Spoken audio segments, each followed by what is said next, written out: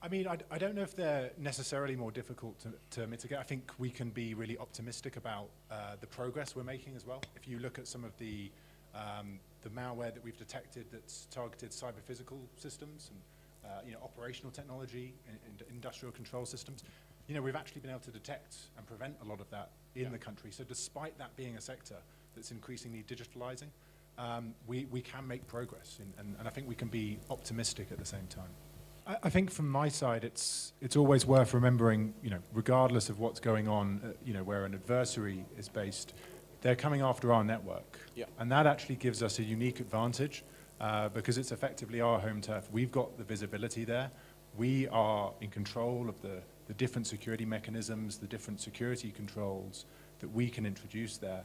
So I think focusing very much on ourselves and taking responsibility there and feeling empowered that actually, if we understand how the adversaries can move through that attack lifecycle, move through our networks, if we can take that information and use it to invest in the right areas and to have that focus. I think we talk a lot about the latest and greatest scary threat. I think we also need to talk about eliminating some of the distraction in the industry. But if we can get that focus and connect our security resources to the threat landscape, then we're in a place where we can be really proactive and be ready for that. Yeah, I mean, I would certainly echo all of that. And I think actually security is a lot more boring than the security industry would have you believe. Often the attacks aren't that exciting. Often we see the same things happen time and time again.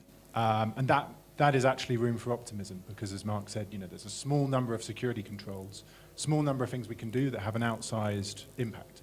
And I think if we stay true to that, that's really important. And to your point earlier, Alyssa, about making the tools accessible, providing a simple message. It's very easy for us to get overexcited about AI in cybersecurity, about supply chain compromise, the latest and greatest attack vector. But there are these kind of quite simple messages that we should be promoting. I think on the broader point on SMEs and the role of the Tech Accord, I think it's also to challenge governments in some ways. I think if you look at that cyber policy community, there's a lot of progress we've made, but I think you could ask some pretty piercing questions on what they've done for the network defense community, which is slightly different, a layer down. And I think what the industry voice can really do is to try and keep that community honest and talk about, well, what do network defenders, what do incident responders, what do red teams, what do they need from the cyber policy community?